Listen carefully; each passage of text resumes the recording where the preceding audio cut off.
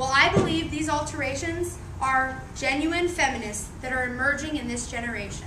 And I believe these emerging generation of feminists will endure. And that's the last E, that true feminism endures. This might sound odd to you, but it's the truth. Counterfeit feminists, those who champion abortion as a sacred right above all others, are actually aborting themselves out of existence. 76-year-old Gloria Steinem, who's a superwoman of the counterfeit feminist movement. She's very well known. If you haven't heard of her, Google her. She recently did an interview with Katie Couric, and this is what she said. Yes, you can be a feminist who doesn't agree with abortion, but you can't be a feminist who says that other women can't.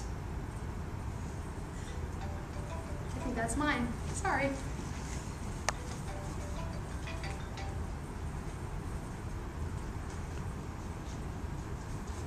I apologize. Okay, so Gloria Steinem. Back to Gloria Steinem.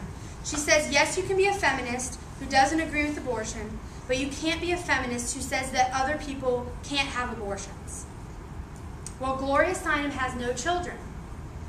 And many in the counterfeit feminist movement are childless, or like Alice Walker, who I just told you about, their child or children have rebelled against the failed experiment of self-centered anti-child feminism. Our generation has seen the heartache, the infertility, the breast cancer, and the overall depression that results from abortion and an anti-child worldview. Counterfeit feminism is empty, and women suffer most from abortion. Studies have actually shown that in the past 35 years, which is how long abortion's been legal, women's happiness has declined, while men's has risen. So while feminists of the 60s and 70s were attempting to improve women's lives, they actually created a new gender gap. So now, even though women have the right to vote and are working towards equal pay and all of these things, these good things, they're now less happy than men. But genuine feminism, it doesn't create that sadness. And it encompasses all women. It empowers women. It eliminates coercion. It embraces the female nature, and it will endure. Women will continue to wake up and realize the havoc that abortion has wreaked on humanity, and women in particular. In the 1960s, as you heard, certain factions of the women's movement took a wrong turn, and they started accepting preborn child killing. 2 men founded NARAL and pressured prominent feminists to add abortion. 7 men decided in favor of Roe v. Wade. And men make all the profit from abortion. They make the monetary profit by doing the abortions, and they make the profit if they're the fathers, because they get to shirk their responsibility as fathers. Unfortunately, many women have been duped into believing that this is true feminism, that abortion is feminist. But I know that true feminism will endure, and it doesn't include abortion. And I think this new wave of feminists is actually returning to original feminism, which I mentioned at the beginning.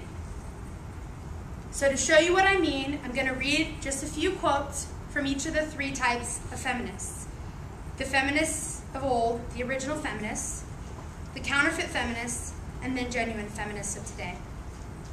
Over 200 years ago, Mary Wollstonecraft wrote this. She condemned those who would either, this is the quote, either destroy the embryo in the womb or cast it off when born. And she wrote that in a vindication of the rights of women. Then in 1848, Elizabeth Cady Stanton, who was the organizer of the first Women's Convention, she wrote, "When we consider women are treated as property, it is degrading to women that we should treat our children as property, to be disposed of as we see fit." And then for the last of the original feminists, Susan B. Anthony, who's probably the most well-known of the early feminists. And she wrote this of abortion. "All the articles on the subject I have read have been from men. They denounce women as alone guilty and never include man in any plans for the remedy. Guilty? Yes. No matter what the motive, love of ease, or a desire to save from suffering the unborn innocent, the woman is awfully guilty who commits the deed of abortion. It will burden her conscience in life. It will burden her soul in death. But oh, thrice guilty is he who drove her to the desperation which impelled her to the crime. Probably didn't know that there are so many early feminists who spoke about abortion before it was even legal. Now here are a couple quotes from the progressive, abortion-promoting counterfeit feminists. This is Dr. Jocelyn Elder's, former U.S. Surgeon General. We really need to get over this love affair with the fetus. And then Antonio Sr., who recently, actually in June of this year, wrote an article called, "Yes, Abortion is Killing, but it's the Lesser Evil." And this is what she said. "You cannot separate women's rights from their ability to control fertility. The single biggest factor in women's liberation was our newly found ability to impose our will on our biology. If you are willing to die for a cause, you must be prepared to kill for it too." Interesting. But I believe that the new enduring feminists that I'm going to quote next are the future. Patricia Heaton, who is the mother on Everybody Loves Raymond. She's a two-time Emmy winner, and she's an author, and she is an honorary chair of Feminists for Life. And she said that women experiencing an unplanned pregnancy deserve unplanned joy.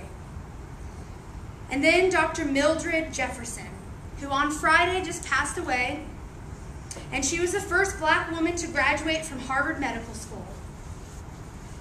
She said, "I am at once a physician, a citizen, a woman, and I am not willing to stand aside and allow this concept of expendable human lives to turn this great land of ours into just another exclusive reservation where only the perfect, the privileged, and the planned have a right to live.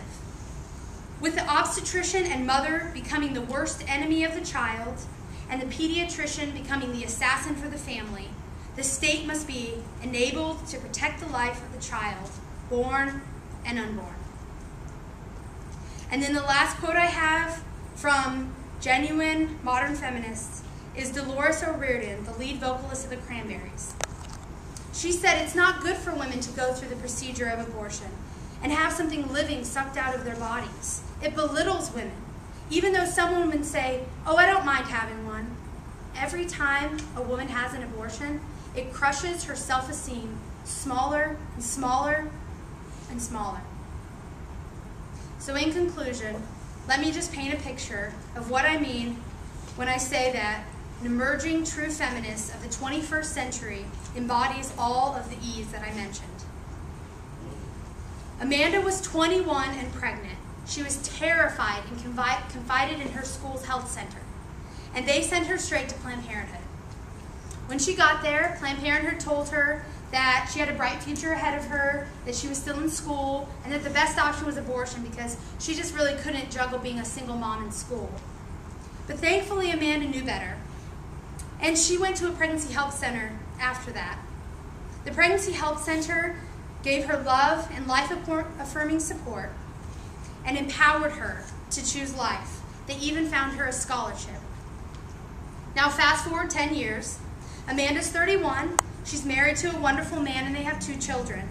Amanda finished her degree with honors, now works for a PR firm, and because of the contrasting treatment that she got between Planned Parenthood and the Pregnancy Help Center, she now volunteers for a Pregnancy Help Center and offers the same life-affirming help and support that she got to women in crisis pregnancies.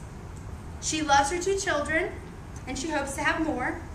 She's able to work flexible hours in order to take an active role in her children's lives, and her husband adopted her firstborn and supports her as a mom, a career woman, and a feminist. Amanda is a true feminist, and Amanda and her children are the future of pro-life feminism. Are you? Thank you.